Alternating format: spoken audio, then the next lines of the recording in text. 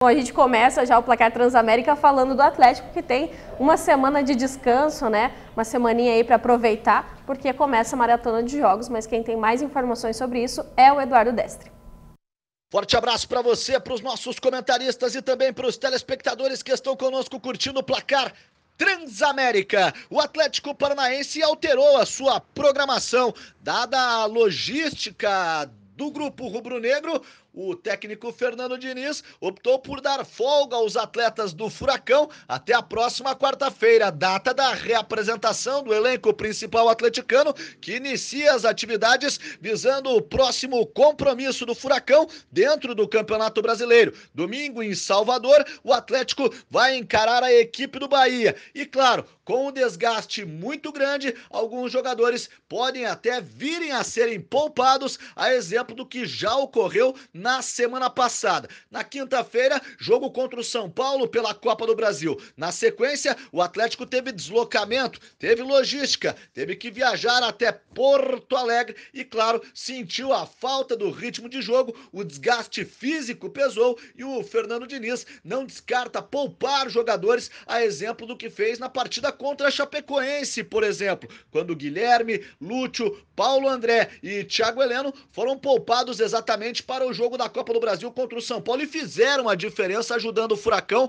na sua classificação à próxima fase da competição. Portanto, é momento de recuperar os atletas. O desgaste está pesando no elenco rubro-negro e, claro, o Fernando Diniz, entendendo esta situação, deu folga ao grupo rubro-negro, que tem reapresentação na próxima quarta-feira no CT do Caju. Já já a gente retorna aqui no Placar Transamérica, atualizando as informações do Clube Atlético Paranaense. Mas por hora eu retorno com você aí nos estúdios do Placar Transamérica. Obrigada, Destre, pelas informações. O Atlético, então, que tem uma agenda cheia, já sabia que ia ser assim esse ano, mas tem duas equipes para trabalhar. O que vocês acham que o Fernando Diniz tem aí na cabeça? O que ele está pensando para essas próximas partidas que vem por aí? Não, que a única coisa que eu acho, viu, Vanderlei, inclusive, Marina, é que o Atlético está com a agenda que ele programou.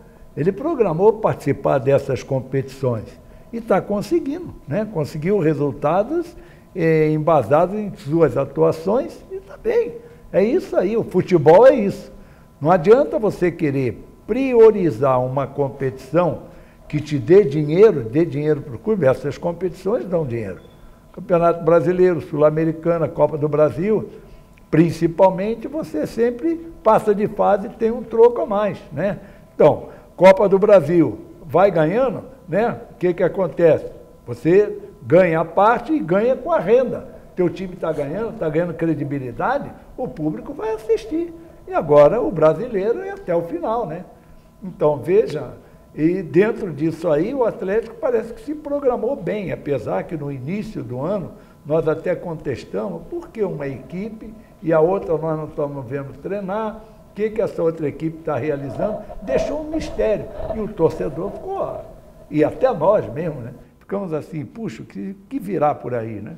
Aí o resultado está dando certo até agora, né, Vanderlei? Até agora tudo bem, né? São 9 jogos aí com o time do Fernando Diniz. É claro que o Atlético se propôs a jogar com o time titular a partir do Brasileiro, Copa do Brasil e Sul-Americana. Vem fazendo um bom trabalho.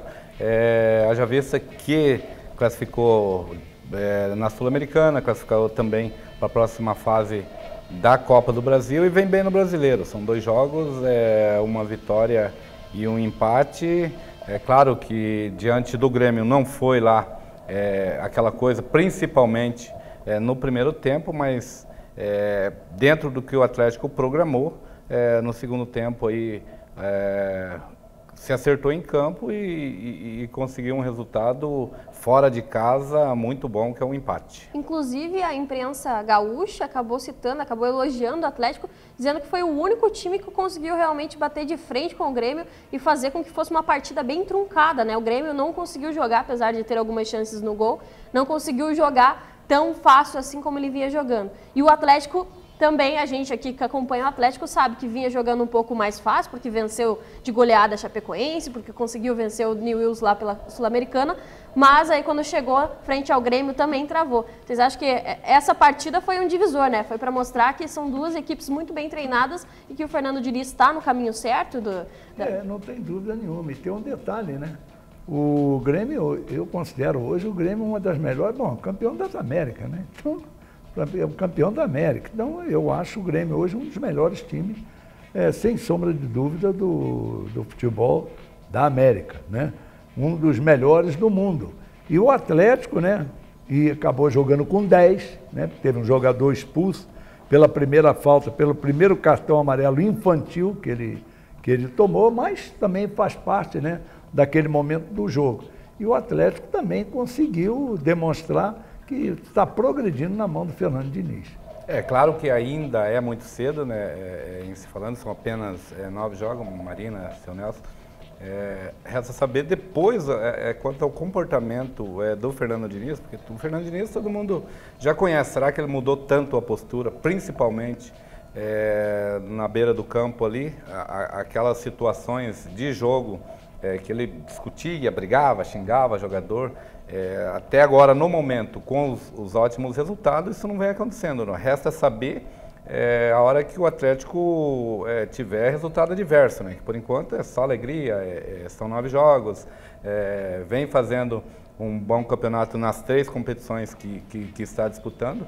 O que resta saber é realmente depois, a partir do momento em que o Atlético começar a não ter os resultados favoráveis, qual que é a postura do Fernando Diniz. Claro que se for essa, que ter o grupo na mão, de ter os jogadores ao seu lado aí, claro que seria muito interessante, e é muito interessante essa forma do Atlético jogar. É o que eu disse, só resta saber depois, né, qual será a postura do Fernando Diniz em relação aos resultados adversos. Pois é, o Fernando Diniz que já comandou o Paraná Clube no ano passado, enfim, já teve uma passagem aqui pelo futebol paranaense. No Paraná Clube estava tudo bem quando tinha vitórias, e aí quando começaram as derrotas os problemas começaram. Então a gente fica de olho aí no Fernando Diniz no Atlético quando isso acontecer, porque o futebol é isso, né? Não vai sempre vencer, não vai sempre perder, ele é feito de resultados. E vamos agora falar do Atlético Paranaense. Tem compromisso, está com a agenda cheia, tem alguns jogadores que vão ter folga, alguns que não.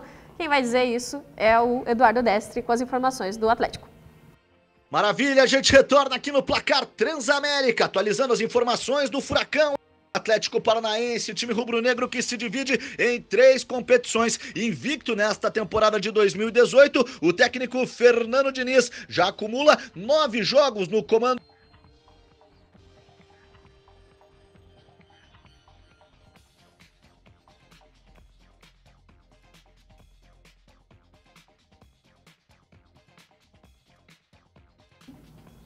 Nós tivemos alguns probleminhas técnicos ali com o boletim do Destre, mas o Atlético que tem pela frente aí 3 competições, 2 internacionais, fazendo uma nova preparação. O Fernando Diniz está com um Camacho suspenso. Qual que é a ideia que vocês podem ter dessas mudanças que ele vai promover para o jogo de quarta-feira, jogo de domingo? Tem uma agenda cheia. O Vanderlei, inclusive, tem o seguinte, eu falo sempre aqui, né, o seguinte: um clube, um time de futebol não é formado por 11 jogadores. Ele tem que ser formado no mínimo por 18 jogadores, 18 titulares. Não são 18 jogadores, são 18 titulares. Porque você tem 7 no banco. Antigamente era 7, agora os caras estão botando 12, 10, 12. Então tá aí. Tira, você tem a necessidade de uma substituição, tem que ter gente à altura, da mesma qualidade. Porque você, fulano é um coringa. Joga no gol, na ponta direita, na ponta esquerda, joga em tudo que é lugar. Isso não funciona mais. Hoje, realmente, principalmente com a tecnologia que os técnicos estão usando hoje, os técnicos de futebol, qual é a tecnologia que ele usa? Ele improvisa com qualidade. Ele modifica um resultado, aliás, é uma das coisas que eu vejo, que eu vi o Fernando Diniz fazê-lo com sucesso. No intervalo de jogo, ele modifica a equipe, mas modifica com precisão. Não é só o jogador que entrou, que resolveu, não. Ele modifica taticamente. Eu acho que o futebol tem que ser isso, né, Vanderlei? Não, com certeza. Em relação ao Camacho, que foi expulso no jogo diante do Grêmio, claro que o Atlético tem várias opções aí para a função, mesmo porque tem os jogadores ali que estavam no time alternativo do Atlético que pode muito bem suprir essa necessidade. Então, eu acredito que o Atlético, em relação a isso, ao desfalque do Camacho, não tem problema nenhum. Pelo contrário, igual o Sonato falou, um clube tem que ter vários titulares, né? E o caso do Atlético hoje, ele pode se dar o luxo até de poupar jogadores, dependendo do jogo, né? E foi só no Campeonato Brasileiro, né? O Camacho está expulso do Campeonato Brasileiro, mas ainda tem Libertadores, ainda tem Sul-Americana, ainda tem Copa do Brasil. Libertadores não, esse ano, né? Ó, eu aumentei. O ano passado o Atlético fez uma boa campanha, mas não se classificou para Libertadores desse ano. Mas tem Sul-Americana e Copa do Brasil, passou pelo São Paulo, agora tem o próximo compromisso. É um jogador que pode ser utilizado. Mas o que vocês destacaram ali, eu queria até que vocês comentassem um pouco, o Fernando Diniz faz com que os jogadores prestem mais atenção nas funções e não exerçam uma função fixa, né? A gente vê no caso do Rossetto, que fez o gol da partida, ele é lateral direito, mas estava lá no meio fazendo uma função de atacante, centroavante. É um esquema que ele propôs. Acho que os jogadores estão incorporando essa ideologia dele? É mais ou menos o estilo futebol de salão, né? Até o Paulo André ontem teve no programa Bem Amigos, né? E ele até deu uma declaração lá que praticamente esqueceu tudo que ele já aprendeu no futebol. Acho que a coisa não é bem assim também, né? Ele deu uma valorizada um pouco no trabalho do Fernando Diniz, né? Mas existe aquela situação do goleiro linha, de sair jogando, né? É claro que é mais parecido com o futebol de salão mesmo. Todos os jogadores saindo e atacando em bloco ou defendendo em bloco. Então é esse tipo de jogo que proporciona aos jogadores ser versátil, não fazer apenas uma função. E como você falou, Rossetto, fazer o gol, né? Então é claro que todos os jogadores chegam praticamente ao mesmo tempo na área, dependendo da situação de jogo. A saída de bola do goleiro tem que ser entendido da seguinte maneira: não é ele saber jogando com os pés, não é isso. Tem que haver um complexo, tem que haver realmente uma sintonia entre os jogadores que, quando ele pega na bola, se movimentam para ele ter várias opções para sair jogando. Não é só, o cara veio para cá, vou dar para lá. Mesmo porque, né, seu Nelson, o jogo de ontem, diante do Botafogo, você fala, o goleiro tem que sair com os pés. O goleiro do Sport ontem saiu com a mão, né? Saiu com a mão. Mas é tal coisa. E você tem que ter realmente uma consciência, tem que ter algo trabalhado. Você não pode somente, tá aqui, ó, dá para ele ali, não, você abre ali, não. Você tem que ter algo trabalhado, que quem receber lá também tem alguém que encoste para sair jogando. Não é só obrigação do goleiro saber sair jogando.